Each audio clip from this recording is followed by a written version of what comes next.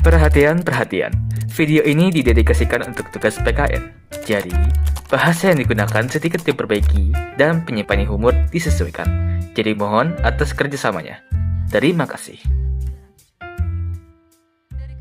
Psst, kalau boleh tahu, Pancasila itu ada apa aja? Kamu tidak tahu apa saja terkandung dalam Pancasila? Ya makanya dari itu saya nanya. Rakyat seperti apa kamu ini? Sudah tak tahu Pancasila, wibu lagi. Tapi kan saya bukan wibu. Sudah cukup, Genzi. Saya malah mempertanyakan jiwa nasionalis kalian. Kok kayak kenal ya kalimatnya? Sudah. Saya akan tunjukkan kalian Genzi ke Pancasila, ideologi kita. Pertama, ketuhanan yang Maha Esa. Kedua, kemanusiaan yang adil dan beradab. Ketiga, persatuan Indonesia. Keempat, berakyatan yang dipimpin oleh hikmat kebijaksanaan dalam permusyawaratan perwakilan. Kelima, tunggu, emang kita ada sila kelima? Halo pemirsa, kembali lagi dengan si Magic Keren. Bagi kalian yang masih belum tahu ya cara mengamalkan sila-sila yang ada di Pancasila itu gimana, ya udah, saya akan menunjukkan cara pengamalan masing-masing sila ya. Tapi tunggu dulu nih, ada twistnya. Nggak cuma pengamalan juga, tapi saya juga tunjukin hal-hal yang disalahgunakan atau tidak diamalkan penuh oleh pemerintah. Oke, dimulai dari sila pertama, ketuhanan yang Maha Esa. Pasti yang dipikirkan pertama kali adalah ibadah, sholat, dan menghormati agama lain, yang singkatnya toleransi. Tapi sayangnya beberapa orang masih ada yang belum sepenuhnya mengamalkan penuh sila pertama. Ambil contoh kejadian tahun 2000, yang dimana terjadi di Maluku Ambon. Munculnya konflik antara umat Muslim dan Kristiani. Kenapa bisa gitu, Pak? Karena adanya rasa superior antara kedua kubu dan Kembang diprovokasi sama satu orang yang capernya keterlaluan, yang sehingga munculnya sifat intoleransi. Nah, supaya kita terhindar dari kejadian itu, kita usahakan buat bisa menghargai agama orang lain, tidak merasa superior, dan menjaga adab. Agamamu agamaku, ibadahmu gak mengganggumu. Ya sudahlah, ngapain? Iya, kecuali kalau suara tua masjid yang saking kencangnya bisa bikin orang yang istirahat jadi keganggu. Nah, itu baru gak bener. Kita lanjut ke sila kedua, yaitu kemanusiaan yang adil dan beradab. Kita semua tahu lah ya, kalau manusia itu makhluk sosial. Gak bisa tuh yang namanya apa-apa sendiri, alias individualis. Ya, kecuali kalau lagi ulangan ya. Makanya dari itu, sebagai warga masyarakat yang baik, perlu adanya rasa peduli dan membantu sesama yang sedang membutuhkan. Nah, HAM ini seharusnya sangat cocok nih buat pengamalan sila kedua. Tapi kenyataannya ya gimana gitu ya. Tuntutan mereka terkadang ada yang ambigu gitu. Jadi gimana ya? Sila ketiga, persatuan Indonesia.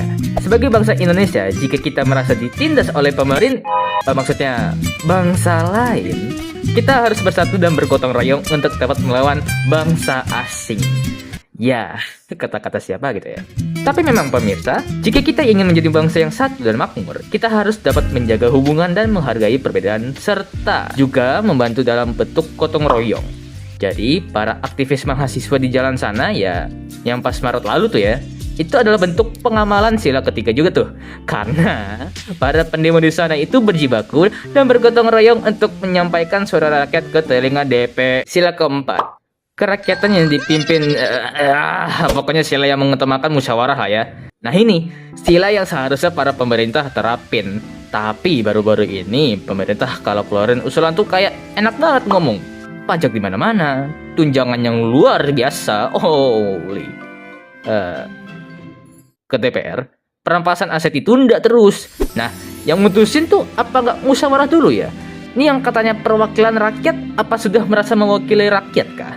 Kalau kebanyakan banyak yang keberatan, banyak yang ngeluh, banyak yang ketawa, ya karena kebijakan nyelih-nyelih kalian. Maka dari itu pemirsa, supaya kita bisa menentukan kesepakatan yang baik, perlu diperlukannya musyawarah. Biar apa? Biar adil, biar semua merasa terwakilkan suaranya. Ini kan negara demokrasi, jadi semua suara digunakan guna kesepakatan bersama. Nah yang terakhir nih, apa ya? Saya bercanda kok, Bu.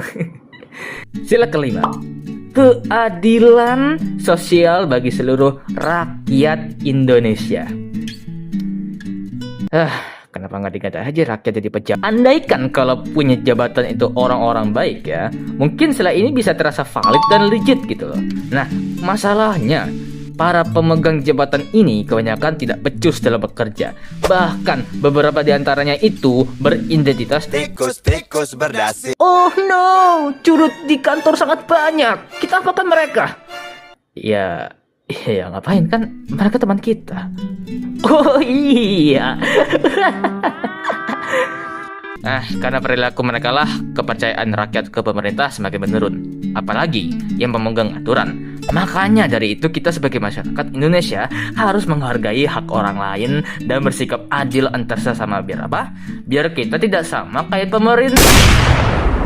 Oke, sekian dari video saya. Jika ada salah kata atau ada yang perlu dibungkam, mohon pengertiannya. Itu saja dari saya, Bu. Wassalamualaikum warahmatullahi wabarakatuh.